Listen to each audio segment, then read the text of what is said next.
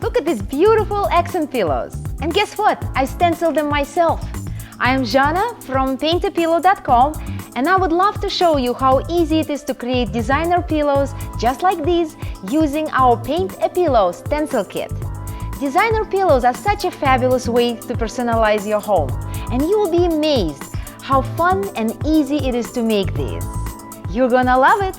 Now let's go stencil some pillows. Our Paint a Pillow kit includes everything you need to create your own designer pillows. So here's how it works. You've got your painting frame, you've got your pillowcase with cardboard insert that drops right in, and the zipper side goes right at the bottom into that zipper slot.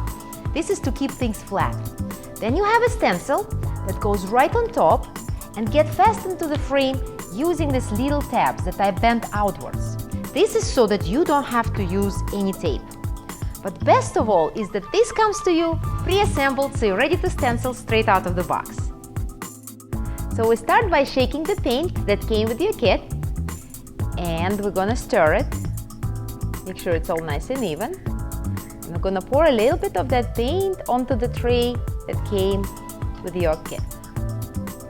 Okay.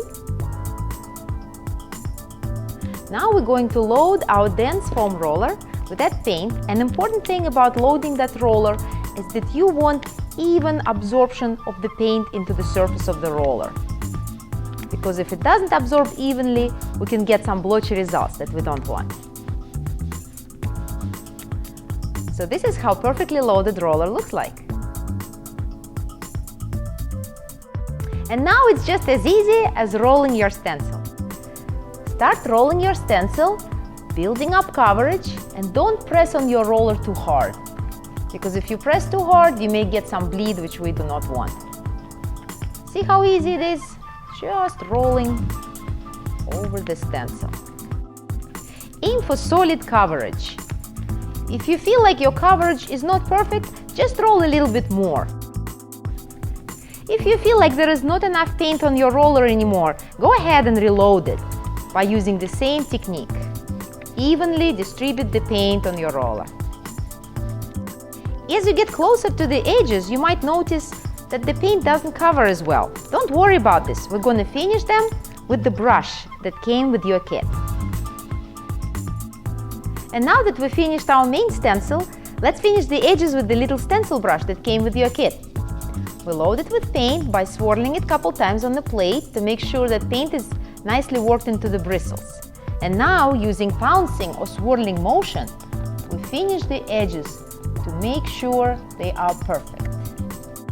Bend the tabs and carefully lift the stencil. I'm very excited to see how it turned out. Wow, it turned out great! Look at this!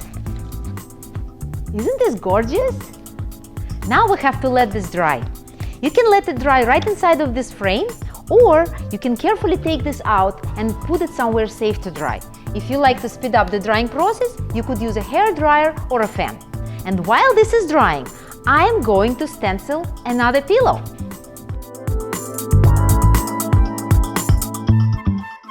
This pillow we are going to do in multiple colors.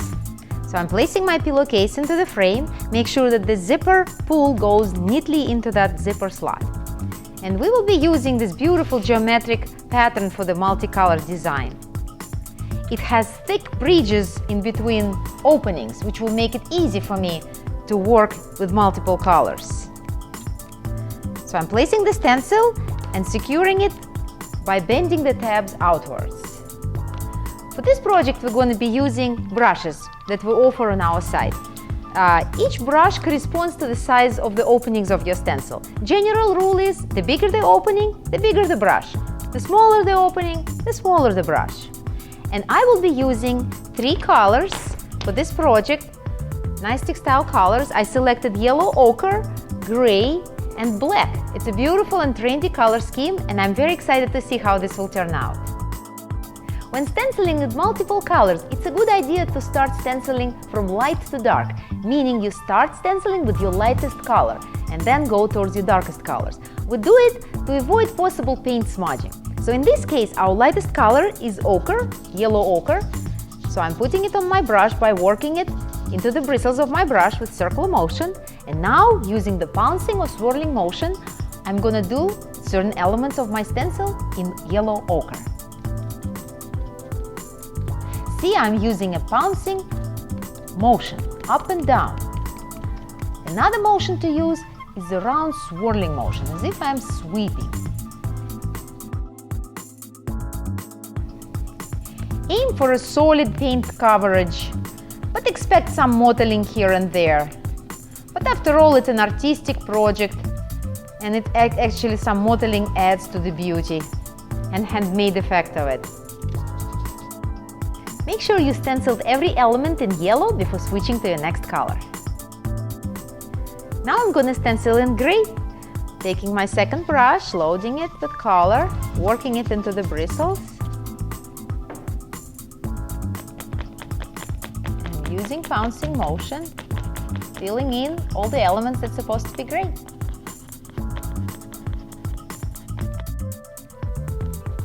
Be careful not to get into any previously painted yellow areas, and also not to pick up any yellow paint on your gray brush.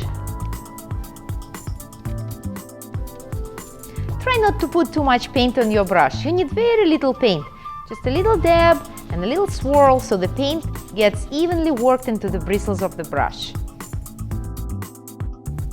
Don't be afraid to push the stencil down with your fingers. Sometimes towards the edges of the stencil, certain elements can get slightly raised, so don't be afraid to press it down.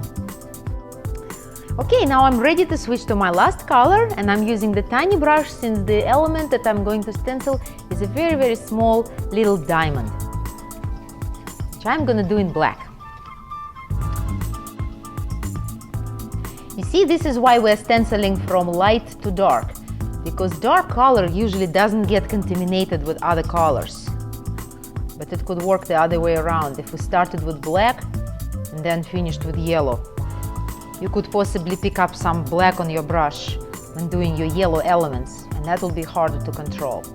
So always stencil from light to dark. Make sure you got everything covered before removing your stencil. Alright, let's take the stencil off.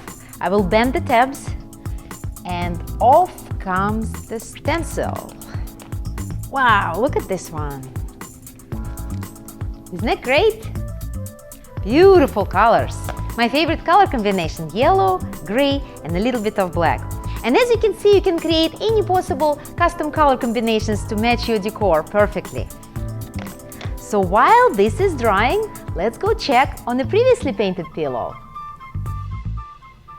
Our beautiful stencil pillow cover has dried completely, and I'm about to take out the cardboard insert. I'm unzipping the pillowcase, freeing up all the corners and the top, and it slides right out. Now this is ready to be stuffed. If you plan on washing or dry cleaning your pillow, you must heat set your paint. This is done by covering the pillow with the cloth and slowly ironing it for 30 seconds in each spot, according to paint manufacturer's instructions. This permanently heat sets and seals the paint and prevents it from fading away in the washing process.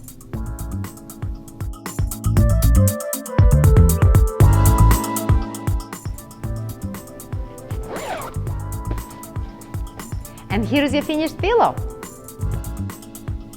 Look how great my pillows turned out. And I took this one even further by embellishing it with little studs and cute tassels that we also offer on our site. What a fun DIY project that was! Now you know the secret to a smashing room makeover. It's paint a pillow. Unlock your creativity and personalize your home with designer accent pillows that you make yourself. Stay creative, and I'll see you next time.